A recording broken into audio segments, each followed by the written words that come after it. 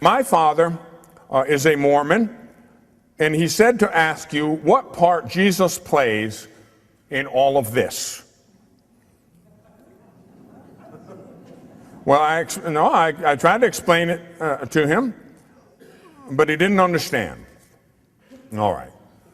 I know a lot of good Mormon people, by the way. I live in Montana, which is a Rocky Mountain state, and in the Rocky Mountain states especially, there are a lot of Mormon people. I've known a lot of them throughout the last 30 years of my life.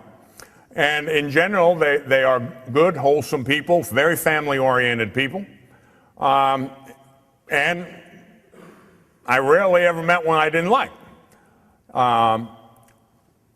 So for your dad's sake, what part does Jesus play in this? Okay. Now you have to understand that the Mormon Church, the Church of Jesus Christ of Latter-day Saints, has a totally different understanding of Jesus Christ than we do. Okay? Now, what part did Jesus have in all of this? All right. In the fullness of time, God sent forth his Son, born of a woman, to deliver from the law those who were subject to it. Galatians 4:4. God our Father so loved the world that he sent his only begotten Son, Jesus Christ. Why? We needed a Savior. What part does Jesus have in all of this? He's the mediator between God and men, the man, Jesus Christ. He's the one who came to save us. You see, from the original sin forward, no one could go to heaven. Now, somebody will mention Elijah or something, but, you know, the chariot that went up, and that's a separate case. But in general, original sin closed the gates of heaven. And even good people didn't go to heaven.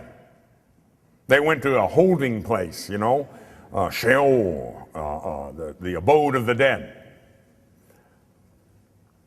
And all creation groaned in agony, waiting its deliverance, waiting for a Messiah, the anointed one of God, the Savior.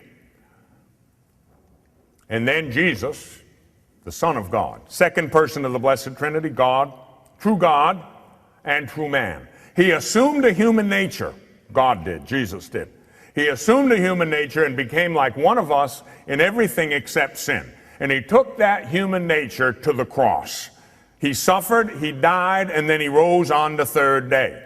What part does Jesus have in all of this? He's our Savior. He took upon himself the sins of the world. Dying, he destroyed our death. Rising, he restored our life. You see, he took upon himself all that weight of sin, and then he brought it to the cross, offering expiation and atonement to the Father in order to break the stranglehold of evil. He did so, and he threw open the gates of heaven and made it possible then for us to enter the kingdom. That's the part that Jesus has in all of this. And I could go on and on and on for a very long time talking about Jesus. He's the Lord and Savior of all of us. But you know, don't get frustrated if Dad can't understand that. Rather pray that God in his great goodness and mercy will give Dad the gift of faith. Because God can give him the gift of faith just like that, and all of a sudden, it's like the lights go on. And he gets it all of a sudden. He couldn't get it for 90 years. And all of a sudden, through the grace of God, the lights go on, and he's praising the Lord. See, that can happen. Just pray for him.